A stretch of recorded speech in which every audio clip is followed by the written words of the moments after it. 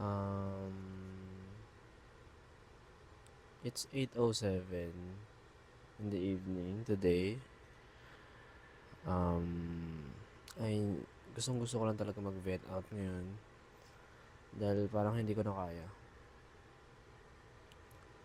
Ah, siguro yung pagiging burnout ko ngayon. Hindi ko alam kung burnout siya or katamaran.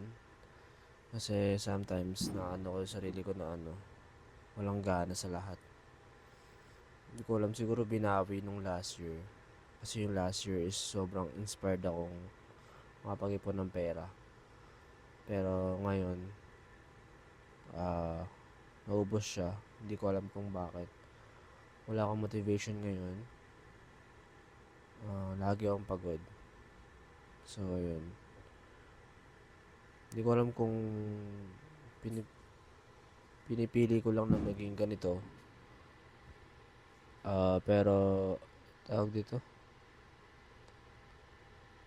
um, lagi akong wala sa sarili ko. Ayan. Pero, ngayon, kinakaya. Kasi alam mo naman na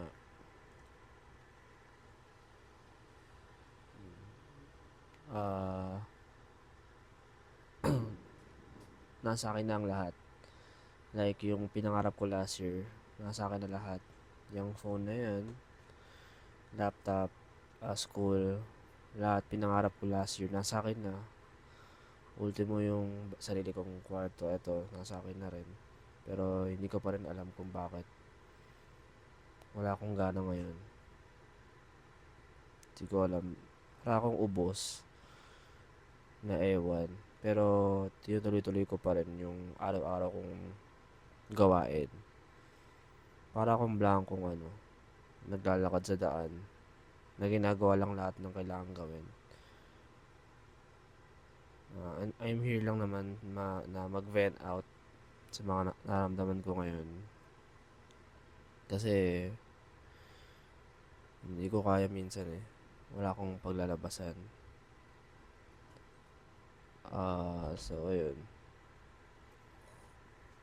Ito lang yung nakikita kong paraan para wala yung hindi na hindi ko nga rin alam kasi kung in-overthink ko lang lahat kasi minsan um it's all about our mind lang talaga. Hindi lang talaga siya you have the control naman talaga sa lahat.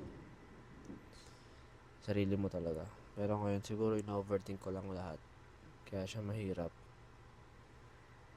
Kaya masasabi ko rin na yung dating ako is sobrang powerful na kesa ngayon. Kasi dati, hindi talaga ako nag-iisip. Ginagawa ko lang siya. Pero ngayon, mas lumala yung overthinking ko. Siguro I want to grow kasi to be a better person talaga. Kaya siguro, hirap akong hirap akong sa simula baguhin lahat. Parang, bigat eh. Pero ayun, gusto kong sabihin sa inyo na event out, mag-comment lang din kayo dyan, event out nyo yung mga nararamdaman nyo kahit ano.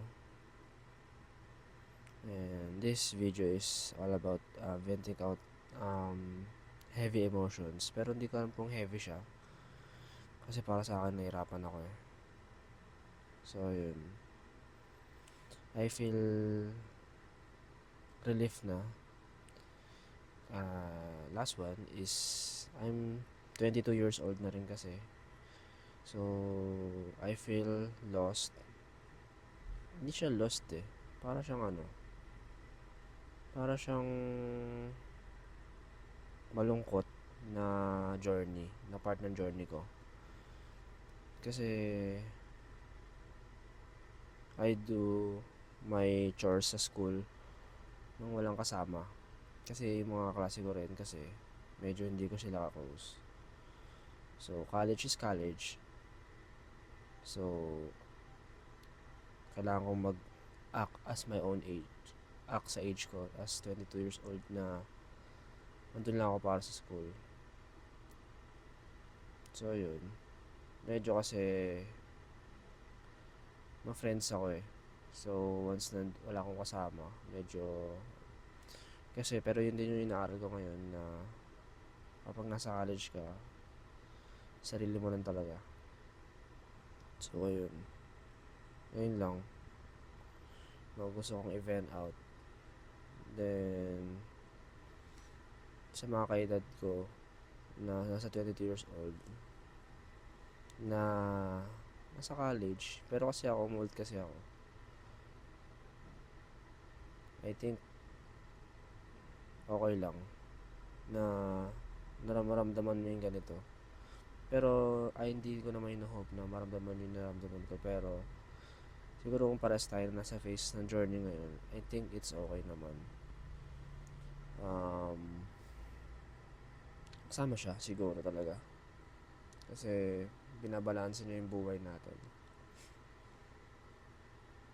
Na, ayun. Ayun lang. It's a part of siguro ng adolescence. Oh, kasi adult na tayo eh. Hindi na tayo basta-basta bata na lang. So, ayun. Thank you. Kung gusto niyo mag-vent out, comment lang kayo dyan sa baba. And, ayun lang. This video is all about venting out heavy emotions. Ayun lang. Bye.